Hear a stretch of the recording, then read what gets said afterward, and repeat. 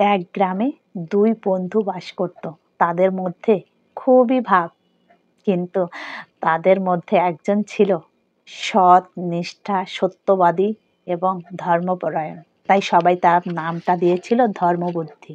আর বিপরীত হলো সেই যে সব সময় চোরচুরি, চিটিংবাজি, মিথ্যা কথা বলা, অধার্মিক। তাই সবাই তার নাম দিয়েছিল পাপ বুদ্ধি। কিন্তু দুজনের মধ্যে বেশ ভাব। পাপ বুদ্ধি একদিন মনে মনে ভাবলো, আমি যেমন মূর্খ তেমনি গরিব, আমি কি করে অর্থ ইনকাম করব? তার মাথায় একটা বুদ্ধি এলো, যেভাবে গ্রামে বসে না থেকে আমি যাই, বাইরে গিয়ে একটা ব্যবসা করে ইনকাম করব। সঙ্গে নেব ওই ধর্মবুদ্ধিকে। ওকে পটিয়ে নিয়ে গিয়ে ব্যবসা করে উন্নতি হলে ওকে আমি ঠকিয়ে দেবো, ঠকিয়ে আমি বড়লোক হয়ে যাব। যেমন ভাবনা তেমনই কাজ। সকালবেলা উঠে সে চলে গেল ধর্মবুদ্ধির কাছে। ধর্মবুদ্ধির কাছে গিয়ে বলল, বন্ধু, একটা উপায় আছে। দেখো, আমরা গ্রামের মানুষ, অসপাড়া গায়ে থাকি। আমাদের বয়স হয়ে গেলে ওই নাতি নাতনিদের গল্প শোনানো ছাড়া আর কি বা করার আছে? তার চেয়ে বরং চলো আমরা দুজনে বাইরে গিয়ে, শহরে গিয়ে একটা ব্যবসা করি। তাহলে আমাদের অনেক ধন রত্ন হবে, আমরা বড়লোক হয়ে যাব। ধর্মবুদ্ধি ভাবলো, বুদ্ধিটা তো খারাপ নয়, তাহলে চলো যাই। সবাইকে বলে দুজন বেরিয়ে পড়লো ব্যবসার উদ্দেশ্যে। শহরে গিয়ে ঈশ্বরের কৃপায় তাদের ব্যবসাও খুব ভালো হলো, অনেক টাকাও রোজগার হলো। বহু বছর পর দুজন অনেক টাকা পয়সা গয়নাগাটি নিয়ে গ্রামে আসছে। গ্রামের পথে এসে অনেকটা দূর কষ্ট করে হেঁটে হেঁটে এসে একটা বড় বট গাছের নিচে এসে দুজন বিশ্রাম নিচ্ছে। অনেক গল্প গুজব করতে করতে দুজন ঘুমিয়ে পড়েছে। ঘুম থেকে উঠে বলছে, চলো এবার বাড়ি যাই। তবে একটা কথা।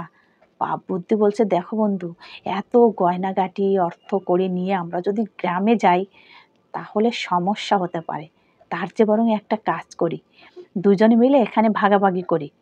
ভাগ করে যেটা হবে তার কিছুটা আমরা সঙ্গে করে নিয়ে যাব, আর বাদ বাকিটা এই বট গাছের নিচে পুঁতে রাখবো। ধর্মবুদ্ধি ভাবলো বুদ্ধিটা বেশ খারাপ নয়। তখন দুজনে মিলে গয়নাগাটি, টাকা পয়সা, যা কিছু অর্থ উপার্জন করেছে সব কিছু ভাগাভাগি করে নিল। নিয়ে কিছুটা দুজনের কাছে রেখে বাকিটা দুজন দুটো গর্ত খুঁড়ে ওখানেই রেখে দিল। রেখে বাড়ি এসে মহানন্দের দিন কাটছে। কিন্তু কিছুদিন পর ধর্মবুদ্ধির মেয়ের বিয়ে, তার কারণ কিছু টাকা লাগবে। এবার পাপ বুদ্ধিকে গিয়ে বলছে, বন্ধু চলো, আমার সামনে মেয়ের বিয়ে, আমার কিছু টাকা লাগবে, চলো আমরা নিয়ে আসি। তখন পাপ বুদ্ধিও বলল, হ্যাঁ বন্ধু চলো, আমারও কিছু টাকার প্রয়োজন। দুজন মিলে সেই বট গাছের নিচে গিয়ে মাটি খোঁড়া শুরু করেছে। অনেক মাটি খোঁড়াখুড়ির পরও কোনো গয়না পায়নি। তখন ধর্মবুদ্ধি খুবই কষ্ট হচ্ছে, সামনে মেয়ের বিয়ে বলে কথা, একজন বাবা হয়ে এই কষ্ট সহ্য করা যায়?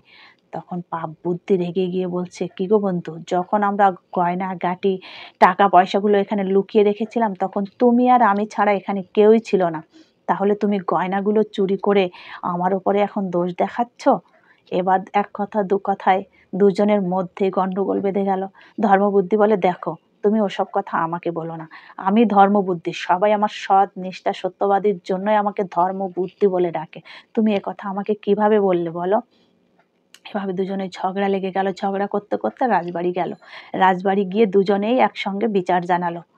রাজা বলল, দেখো, তোমরা দুজনেই যে সত্যি কথা বলছো কি মিথ্যা কথা বলছো আমি কি করে বিশ্বাস করব? তোমাদের কাছে কি কোনো লিখিত প্রমাণ আছে? তখন পাপ বুদ্ধি বলল, হ্যাঁ, আমাদের কাছে কোনো লিখিত প্রমাণ নেই। ধর্মবুদ্ধি বলল, হ্যাঁ, আমাদের কাছে কোনো লিখিত প্রমাণ নেই। তখন বুদ্ধি করে পাপ বুদ্ধি বলল, হ্যাঁ, একটা সাক্ষী আছে। আমরা যখন ওই বড় বট গাছের নিচে গয়না পুঁতেছিলাম তখন ওই বট গাছই আমাদের সাক্ষী হয়েছিল, ওই বট গাছই আমাদের সাক্ষী দেবে। সবাই অবাক, বট গাছকে আবার সাক্ষী দিতে পারে? তবু যখন বলছে চলো, পরের দিন সকালবেলা তোমাদের সাক্ষীর কাছে জিজ্ঞাসা করা হবে। যে যার বাড়ি এবার চলে গেল। চলে যাওয়ার পর পাপ বুদ্ধি বাড়ি এসে তার বাবাকে বলছে, বাবা, কাল তোমাকে আমার একটা কাজ করে দিতে হবে। বলে, কি?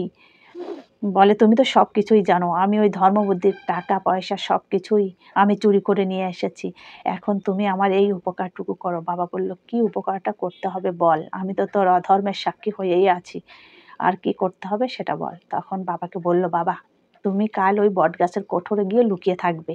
আর যখন কেউ জিজ্ঞাসা করবে যে কে টাকাটা নিয়েছে, তুমি শুধু এটাই বলবে যে ধর্ম বুদ্ধি সব টাকাগুলোই নিয়েছে। পরের দিন সকালেই সবাই মিলে রাজদরবারের রাজা, মন্ত্রী সবাই মিলে হাজির। এদিকে পাপবুদ্ধির বাড়ির সবাই, পাপবুদ্ধি ধর্মবুদ্ধির বাড়ির লোকেরা এবং ধর্মবুদ্ধি সবাই এবং গ্রামের আশপাশের লোক সবাই জড়ো হলো। সবার সামনে এবার ধর্মবুদ্ধি চিৎকার করে বলছে, কি গো বটগাছ, এই যে টাকা আমরা এখানে পুঁতেছিলাম আমাদের দুই বন্ধু ছাড়া, তুমি এখানে আমাদের সাক্ষী হয়েছিলে, বলো তো এবার এই টাকা চুরি করেছেটা কে? তখনই বটগাছের কোঠর থেকে চিৎকার করে বলছে, ধর্মবুদ্ধি চুরি করেছে। তখন সবাই ছিচি করছে, কি ধর্মবুদ্ধি, আমরা সবাই তোমাকে সত্যবাদী সৎ বলে মানি, আর তুমি এই অধর্মের কাজ করতে পারলে? সবাই কথা শোনাচ্ছে ধর্মবুদ্ধিকে। আসলেই তো সে তো ধার্মিক, সে এই সব কথাগুলো সে তো চুরি করেনি। তার তার ভীষণ মানে লেগেছে, তার কষ্টে দুঃখে সে বলছে, রাজামশাই একটু দেরি করুন। এই বলে সে দুঃখে কষ্টে গিয়ে খানিকটা পাতা জড়ো করে ওই কোঠরে আগুন ধরিয়ে দিয়েছে। কোঠরে যখন ধর্মবুদ্ধি আগুন লাগিয়ে দিল, তখন কোঠর থেকে চেঁচাতে চেঁচাতে বেরিয়ে এলো পাপ বুদ্ধির বাবা। সে বলল, পাপ বুদ্ধি অধার্মিক, ওই তো ধর্মবুদ্ধির টাকাগুলোকে চুরি করেছে, ওর কথা শুনে আজ আমার অঘরে প্রাণটা গেল। তখন সবাই ধর্মবুদ্ধিকে ধন্য ধন্য বলতে লাগলো।